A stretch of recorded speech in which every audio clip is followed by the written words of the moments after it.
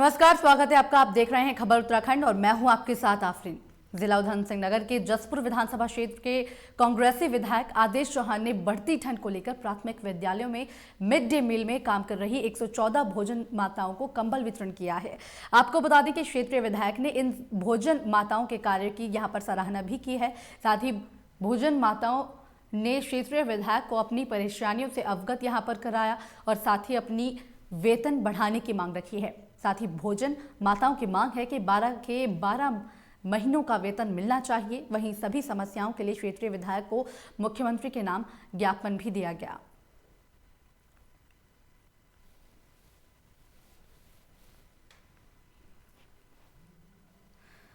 तो कांग्रेसी विधायक आदेश चौहान ने बढ़ती ठंड को लेकर प्राथमिक विद्यालयों में मिड डे मील में काम कर रही 114 भोजन माताओं को कंबल यहां पर दिया है और इसी के साथ क्षेत्रीय विधायक ने इन भोजन माताओं के कामकाज की यहां पर सराहना भी की थी। साथ ही भोजन माताओं ने क्षेत्रीय विधायक को अपनी समस्याओं से यहां पर अवगत कराया। साथ ही इन भोजन माताओं ने मुख्यमंत्री के नाम ज्ञापन भी यहां पर सौंपा।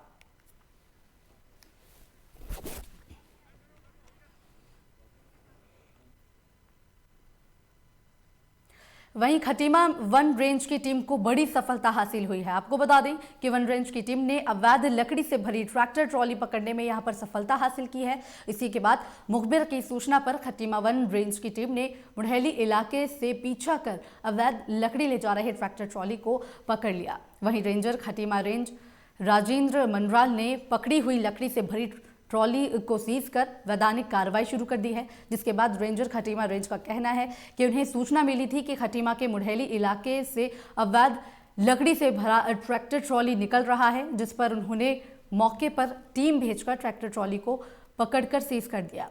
बताया जा रहा है कि ट्रॉली में लिप्टिस और जलौनी लकड़ी भरी हुई थी और वहीं इस मामले में वन अधिनियम के तहत वैधानिक कार्रवाई भी की जा रही है।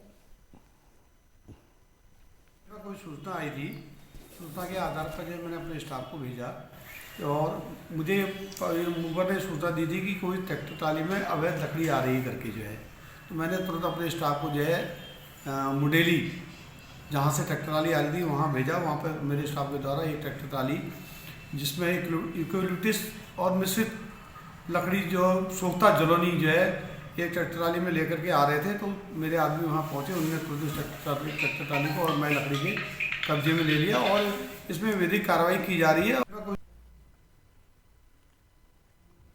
लक्सर में 2 दिन से लगातार हुई बारिश के बाद कोहरे ने कहर बरपाना शुरू कर दिया है, जिसके चलते सड़क यातायात पूरी तरह से बाधित हो गया है। वहीं कड़ाके की ठंड और कोहरे के चलते लोगों को काफी दिक्कतों का सामना करना पड़ रहा है और साथ ही स्थानीय लोग ठंड से बचने के लिए अलाव का सहारा ले रहे हैं। आपको बता दें कि लक्सर बेहद ही नमी वाला क्षेत्र है, जिसके चलते सर्दी के मौसम में यहाँ कोहरा घना हुआ छाया रहता है, जिससे लोगों को घर से बाहर आने जाने में काफ़ी दिक्कतों का सामना करना पड़ता है। वहीं सड़क पर वाहनों को रेंगते हुए देखा जा सकता है और साथ ही बाइक सवारों का कहना है कि अधिक ठंड और कोहरे के कारण सड़कों पर चलना मुश्किल हो रहा है।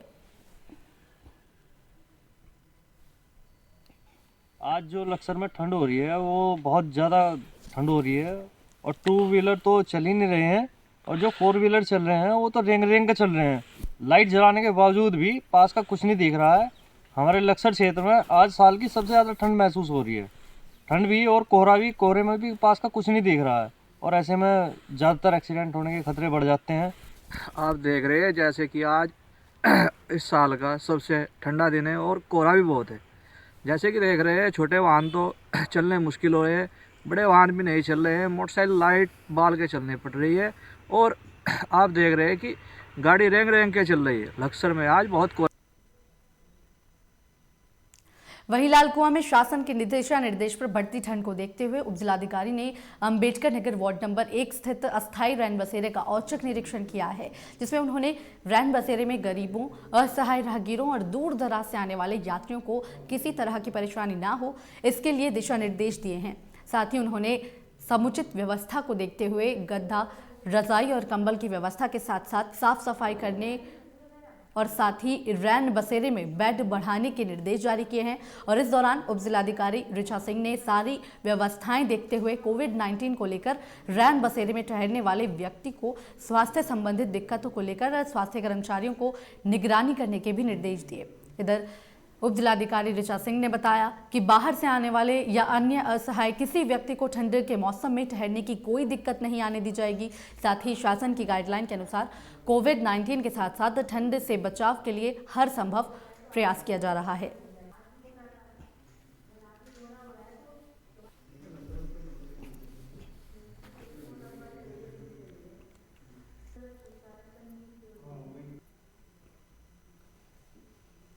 उत्तराखंड के मंगलौर में पुलिस अधीक्षक स्वप्न सिंह किशोर ने मंगलौर कोतवाली का वार्षिक निरीक्षण किया है। आपको बता दें, वहां एसपी ने कोतवाली में सलामी गार्ड का निरीक्षण भी यहां पर किया। वहीं कोतवाली कार्यालय भवन का निरीक्षण करते हुए कोतवाली में मौजूद समस्त असलहा, कारतूस और अभिलेखों का निरीक्षण किया गया। साथ ही उन्होंने हवालात, मालखाने, भोजनालय, बैरिकों को भी जांचा।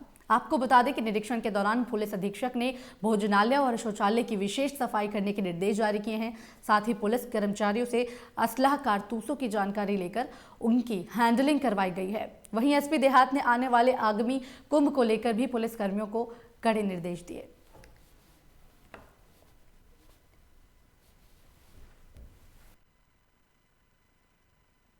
आज अर्धवार्षिक निरीक्षण चल रहा है। इसमें मुख्य रूप से जो हमारे असलहों के रखरखाव, अभिलेखों के रखरखाव, उनके अद्यतन किए जाने आदि संबंधित चीज़ों का निरीक्षण किया जा रहा है। इसमें मुख्य रूप से जो असलहों का रखरखाव है वो संतोषजनक पाया गया है। अभिलेखों के रखरखाव की प्रक्रिया वर्तमान में गतिमान है। साथ ही आगामी कुंभ मेले के मद्देनज़र जो भी अल्प निर्माण होने हैं उनके संबंध में क्या क्या चीज़ें की जा सकती हैं, क्या क्या संभावनाएं हैं, उन सभी संभावनाओं की समीक्षा की जाएगी और उनको एक्सप्लोर किया जाएगा। आज मंगलौर कोतवाली क्षेत्र के मोहम्मदपुर छाल पर 2 लोगों के शव मिलने से इलाके में हड़कंप की स्थिति पैदा हो गई है। बताया जा रहा है कि मिले हुए शव में एक शव की शिनाख्त नहीं हो पाई है। वहीं पुलिस ने दोनों शवों को पंचनामा भरकर पोस्टमार्टम के लिए भिजवा दिया है। जानकारी के मुताबिक कोतवाली क्षेत्र के नारसन स्थित मोहम्मदपुर झाल पर कर्मचारियों ने 2 शव देखे, जिसकी सूचना पुलिस को दी गई। वहीं मौके पर पहुंची पुलिस ने दोनों शवों को बाहर निकलवाया, जिसमें से एक की पहचान 45 वर्षीय शकील अहमद के रूप में हुई है। जबकि एसपी देहात ने एसके सिंह ने बताया कि शकील अहमद पिछले कई वर्षों से सिडकुल के रावली महदूद में रहता था, जो कि मूल रूप से संभल उत्तर प्रदेश का निवासी है। उन्होंने बताया कि शकील की हत्या का मुकदमा सिडकुल थाने में दर्ज है। वहीं दूसरा शव 27 वर्षीय युवक का बताया गया है, जिसकी शिनाख्त अभी तक नहीं हो पाई है। पुलिस ने दोनों शवों को कब्जे में लेकर फिलहाल पोस्टमार्टम के लिए भिजवा दिया है, जिसके बाद फिलहाल पुलिस दूसरे शव की शिनाख्त करने में जुटी हुई है। 2 शवों में से एक शव की शिनाख्त हो गई है। जिसकी शिनाख्त हुई है उसका नाम शकील बताया जाता है और वो मूल रूप से संभल जिले का रहने वाला है, लेकिन हाल निवासी रावली महदूद सिडकुल एरिया का निवासी है। दूसरे व्यक्ति की शिनाख्त हेतु प्रयास जारी है। जो भी तथ्य जानकारी मिलेगी उससे आप सभी को भी अवगत कराया जाएगा। वहीं नैनीताल में कोविड-19 के चलते सादगी से विजय दिवस मनाया गया है। आपको बता दें कि शहीद स्मारक पर वरिष्ठ पुलिस अधीक्षक सुनील कुमार मीणा और अपर जिलाधिकारी एसएस जंगापांगी, जिला सैनिक कल्याण अधिकारी कैप्टन डीएस धपोला और साथ ही मेजर जनरल इंद्रजीत बोरा और सेवानिवृत्त सैनिक अधिकारियों ने 1971 में भारत पाक युद्ध में जिले के शहीद हुए सैनिकों को पुष्प और पुष्प चक्र चढ़ाकर श्रद्धांजलि अर्पित की है। वहीं वरिष्ठ पुलिस अधीक्षक सुनील कुमार मीणा ने कहा कि विजय दिवस सेना के अदम्य साहस और शौर्य का प्रतीक है और हमारे सैनिकों ने शहादत दी थी, जिनके पराक्रम के बल पर हमने विजय प्राप्त की। वहीं हमें और सभी देशवासियों को हमारी सेना और सैनिकों पर गर्व है। हिंदुस्तान की फौज है और जिस तरीके से 71 की लड़ाई में हिंदुस्तान ने, जिन्होंने हिंदुस्तान के ऊपर गलत नज़र डाली, उनको मुंह की खानी पड़ी। और आज भी हमारी जो सशस्त्र सेनाएं हैं वो सब तैयार हैं चारों दिशाओं से। कोई बुरी नज़र अगर हिंदुस्तान के ऊपर उठाएगा तो उसको मुंह की खानी पड़ेगी, जैसे 71 की लड़ाई में हुआ। हमारी सेना के अदम्य साहस और शौर्य का प्रतीक है हमारा विजय दिवस। आज के दिन हमारे सैनिकों ने शहादत भी दी थी, जिनके पराक्रम के बल पे हमने एक बहुत बड़ी विजय पाई थी। उसी को याद करने के लिए आज के दिन को विजय दिवस के रूप में मनाया जाता है और इसके लिए हमारे सभी देशवासियों को अपनी सेना पे और अपने सैनिकों पे गर्व। रामनगर कोतवाली पुलिस को बड़ी सफलता हासिल हुई है। आपको बता दें कि पुलिस ने देर रात 3 नशे के सौदागरों को सूचना पर धर दबोच लिया है, जिसके बाद तीनों के खिलाफ रामनगर कोतवाली में अभियोग पंजीकृत कर जेल भेज दिया गया है। वहीं रामनगर में लगातार पुलिस ने नशे के खिलाफ अभियान चलाते हुए एक व्यक्ति को नशे के 50 इंजेक्शन के साथ गिरफ्तार कर लिया, जबकि 2 लोगों को लगभग 5-5 ग्राम स्मैक के साथ गिरफ्तार किया गया है। वहीं जानकारी के मुताबिक कोतवाल अबुल सलाम ने बताया है कि एसआई हल्द्वां बैरियर पर वाहनों की चेकिंग की जा रही थी, जहां मुखबिर की सूचना पर रामनगर से रोडवेज में कोई नशे के इंजेक्शन लेकर जा रहा था, जिसकी सूचना पुलिस को मिली, जिस पर पुलिस ने हल्द्वां बैरियर पर रोडवेज की बस को रोककर चेकिंग करते हुए बस में बैठे एक युवक के पास से 50 नशे के इंजेक्शन बरामद किए, जबकि 2 व्यक्तियों के पास से करीब 5-5 ग्राम स्मैक बरामद की गई। दरअसल एसएसपी महोदय के दिशा निर्देशन में एक अभियान चला जा रहा है हमारे यहाँ नशे के खिलाफ। उसी के तहत हमने 4 लोगों को स्मैक के साथ पकड़ा है, जिनके कब्जे से करीब 15-16 ग्राम स्मैक बरामद की है और एक व्यक्ति को गिरफ्तार किया है जो नशे के इंजेक्शन की यहाँ सप्लाई कर रहा था। उसमें भी आगे की कड़ी जो भी है उसकी कहाँ से ला रहा था, किनको दे रहा था, उसकी अभी हम लोग जाँच कर रहे हैं। करीब 50 इंजेक्शन उससे बरामद किए हम लोगों ने, जो प्रतिबंधित इंजेक्शन है। वहीं मंगलौर विस्फोट कांड में लगातार नाकामी हासिल हो रही है। आपको बता दें कि उत्तराखंड पुलिस जवान सहित 3 लोग अपनी जान गंवा चुके थे, साथ ही 4 दर्जन से अधिक लोग, जिसमें बच्चे भी शामिल हैं, घायल हो गए थे, जिनका उपचार आज तक चल रहा है। लेकिन अभी तक ना तो रेस्टोरेंट मालिक की गिरफ्तारी पुलिस कर पाई है और ना ही मृतकों के परिजनों और घायलों को आर्थिक मुआवजा मिल पाया है। जिसके बाद हादसे का शिकार मृतक अशरफ अंसारी के घर लोकमंच न्यूज की टीम पहुंची और पीड़ित परिवार से बातचीत की गई, जहां जानकारी मिली कि मृतक अशरफ अंसारी के 5 बहनें हैं और पिता विकलांग है। वहीं इस मामले में मंगलौर कांग्रेस विधायक काजी निजामुद्दीन ने सरकार पर निशाना साधा है। साथ ही कहा है कि 1 महीने का समय बीत जाने के बावजूद भी सरकार ने पीड़ितों की आर्थिक मदद नहीं की है।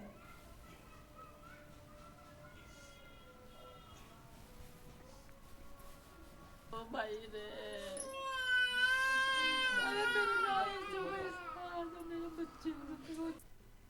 तीन लोगों की मौत हो चुकी और भारतीय जनता पार्टी की सरकार का एक बहुत ही उदासीन रवैया है। 3 लोगों के दुनिया छोड़ने के बाद उनके परिवारों को अब तक कोई सरकारी राहत कोई नहीं दी गई, जिसमें एक तो पुलिस के कांस्टेबल थे खुद और 2 अलग और गरीब परिवार के लोग हैं, उनको सरकारी राहत तुरंत जो भी कोई एक हादसे के तहत देहांत होने के बाद दी जाती है, वो राहत सरकारी मिलनी चाहिए। जितने बीमार उसमें गंभीर रूप से घायल हुए उनको भी कोई सरकारी इलाज सही से सरकार की तरफ से नहीं दिला गया, वरना कोई भी हादसा होता है उसमें सरकार की तरफ से राहत ज़रूर दी जाती है और उनका इलाज सरकार करवाती है। जितने लोग घायल थे वो अपने कॉस्ट पर उन लोगों ने इलाज करवाया। तो सरकार का एक उदासीन रवैया है और निष्पक्ष जांच होनी चाहिए और जांच के बाद जो लोग इसका जहां जितना कसूर है उसको उतनी मिली ना। कोई हमारे पास आया ना, हमारे दुर्जन किसने जाना। मेरा जवान बच्चा मर गया है और बड़ी बेदर्दी से मरा मेरे बच्चे को। किसी ने हमारे घर पे आगे नहीं देखा, किसी ने मेरे आदमी मोहताज पड़ा है, 8 महीने हो गए तो ऑपरेशन नहीं हुआ। वही कमाने वाला था हमारे घर पे, वही हमारी सारी जिम्मेदारी संभालता था। 7 बेटियाँ मेरी, 2 मर गई, ये 5 बेटी मेरी जिम्मेदारी सबकी वही संभालता था, अकेला बच्चा, उसी के पास जिम्मेदारी थी। हम बहुत परेशान हैं, बहुत दुख हैं। हमारी किसी ने सहायता नहीं करी, सुनवाई नहीं करी। या हिजम के भी दरख्वास्त दी हमने, हमारी कोई सुनवाई नहीं हुई, ना हमें कुछ मिला, ना हमारे बच्चे कोई सहायता करी। एक छोटा मासूम बच्चा है उसका जो मेरी गोद में है, जो रात दिन पापा पापा करता है और हम उसे याद दिलाता है। हम तो कुछ परेशान हैं, हमारी किसी ने कोई सहायता नहीं करी। पुलिस वाला है हमारे घर पर, ना कोई है हमारे घर पर। वहीं रामनगर में रिंगोड़ा गांव में इन दिनों तंदूरी चाय पर्यटकों की पहली पसंद बनती जा रही है। वहीं कॉर्बेट पार्क घूमने आने वाले पर्यटक रिंगोड़ा में रुककर इस तंदूरी चाय का लुत्फ उठाते नजर आते हैं। आपको बता दें कि इस चाय को रिंगोड़ा गांव में बनाने वाले 4 से 5 लोग हैं, जिससे रिंगोड़ा गांव के युवा खुद रोजगार से जुड़कर काम कर रहे हैं। वहीं इस चाय की वजह से आज रिंगोड़ा गांव एक अलग पहचान बनाता हुआ नजर आ रहा है।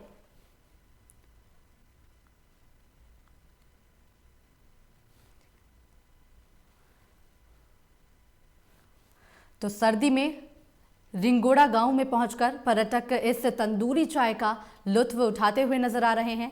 ये पर्यटकों की पहली पसंद होती हुई नजर आ रही है। लोग वहां पर पहुंचकर इस चाय को पीते हैं, इसका लुत्फ उठाते हैं, चाय की चुस्की लेने वहां पर पहुंचते हैं। इसी को लेकर यहाँ के लोगों ने इसको एक रोजगार का जरिया भी बना लिया है। चाय जो हमारी बनती है नॉर्मल दूध, पानी, चाय पत्ती, अदरक, काली मिर्च, लौंग, इलायची और चीनी और गुड़, सिर्फ यही यूज़ होता है चाय में हमारा। और बाकी काफ़ी दूर दूर से लोग चाय पीने आते हैं, जैसे दिल्ली, मुरादाबाद से कुछ लोग ऐसे हैं जी नॉर्मली हर हफ्ते चाय पीने यहाँ पर आते हैं। प्रधानमंत्री की जो एक पहल है कि स्वरोजगार, लोग अपना सेल्फ एम्पावरमेंट अपने आप ढूंढें, और उसमें बहुत ही अच्छा काम किया है इन लोगों ने। ये लोग कितने लोग जो हैं इस लॉकडाउन के दौरान बेरोज़गार हो गए, जो दूर दूर शहरों में थे, जो उत्तराखंड के निवासी थे, यहाँ के रहने वाले थे, वो दूर दूर शहरों में चले गए थे रोज़गार पाने के लिए। और अगर वो वापस आने के बाद उन्होंने अपनी क्रिएटिविटी के साथ कोई अपना कारोबार शुरू किया है। और ये कुल्हड़ चाय जो है ये बहुत ही ज़बरदस्त काम उन्होंने किया है, जिससे कि एक तो चाय का टेस्ट बहुत अच्छा है और वो कुल्हड़ चाय के नाम से बड़ा फेमस हो गया है। और स्पेशली रिंगोड़ा गांव में, जो कि ईस्टर्न पेरीफेरी पे है कॉर्बेट टाइगर रिजर्व की, जहां सारे के सारे रिजॉर्ट्स, ज़्यादातर रिजॉर्ट्स, लगभग 90% रिजॉर्ट जो हैं कॉर्बेट के वो ईस्टर्न पेरीफेरी पे हैं। तो जो पर्यटक आ रहे हैं और जो उधर जा रहे हैं तो रास्ते में रुक के वो चाय पी रहे हैं, लोगों को उससे रोज़गार मिल रहा है। और उन्होंने खुद भी रोज़गार अपने लिए किया और दूसरे उन्होंने और साथियों को लगाया अपने रोज़गार।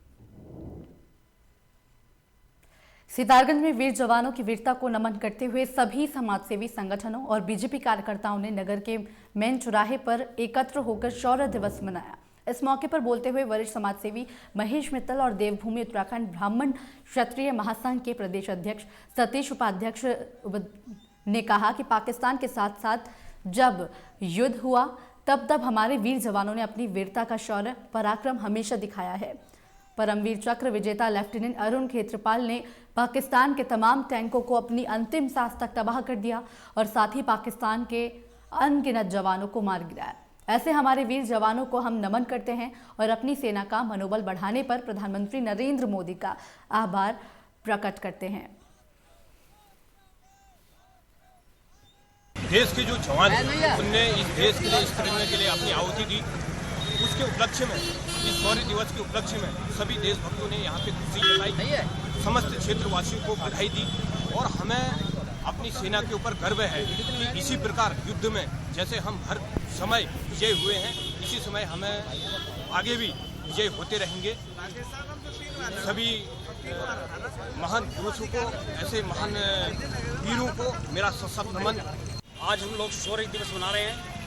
हमारे देश के वीर जवानों ने जो इस देश के लिए अपने प्राणों की आहुति दी और 13 दिनों तक लगातार जो पाकिस्तान के साथ युद्ध लड़ा, उसमें हमारे जो परमवीर चक्र विजेता रहे अरुण खेत्रपाल जी, उनको हम नमन करते हैं। उन्होंने अंतिम क्षणों तक इस युद्ध को एक निर्णायक मोड़ पर पहुंचाया।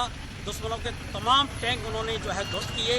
उन वीर महापुरुषों के लिए हम श्रद्धासुमन अर्पित करते हैं और सितारगंज की क्षेत्र की जनता इन वीर जवानों को उनकी शहादत के ऊपर नमन करती है और उनके शौर्य के पराक्रम को हम लोग याद। उत्तराखंड में कांग्रेस के पूर्व प्रदेश अध्यक्ष किशोर उपाध्याय गदरपुर मुख्य बाजार स्थित कांग्रेसी नेता प्रीति ग्रोवर के निजी कार्यालय पर पहुंचे, जहां कार्यकर्ताओं ने पूर्व विधायक प्रेमानंद महाजन के नेतृत्व में फूल माला पहनाकर उनका जोरदार स्वागत किया। वहीं पूर्व प्रदेश अध्यक्ष को शाल यहां पर भेंट कर सम्मानित किया गया। इतना ही नहीं, 2022 में होने वाले विधानसभा चुनाव की तैयारी को लेकर भी कार्यकर्ताओं को कड़ी मेहनत करने के यहां पर निर्देश भी दिए गए। आपको बता दें कि इस मौके पर कांग्रेस के कई दिग्गज नेता मौजूद रहे।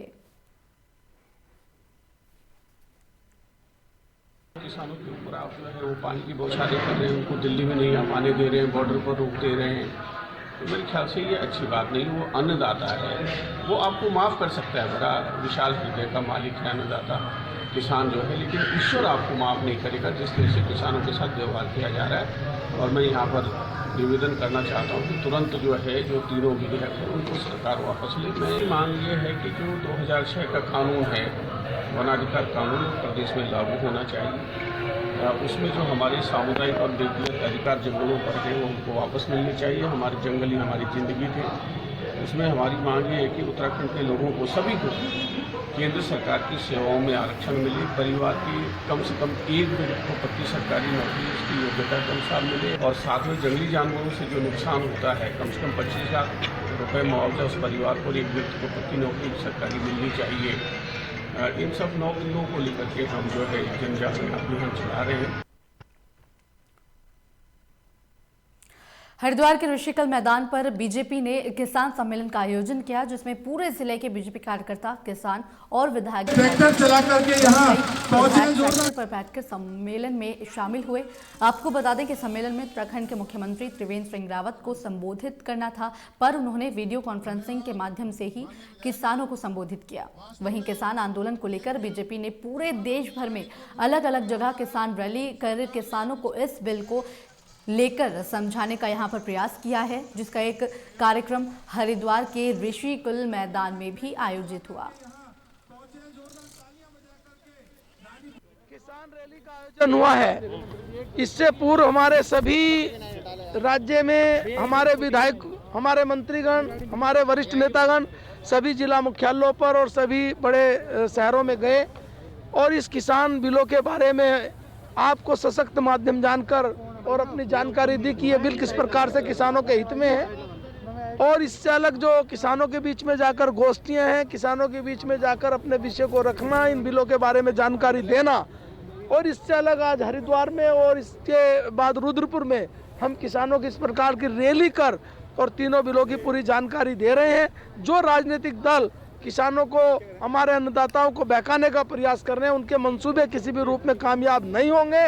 भारतीय जनता पार्टी का कार्यकर्ता आज किसानों के बीच में जाकर इन बिलों के बारे में बताया गया। बंदे जी, चूंकि ट्रैक्टर रैली हो रही है, किसानों से संबंधित है, देहात छोड़ के शहर में रैली करने के पीछे मकसद क्या है? नहीं, इसमें मकसद क्या होता है? ये तो मुख्यालय पे होती है, मुख्यालय पे कार्यक्रम होते हैं। इसमें रैली और मकसद क्या होता है इसका?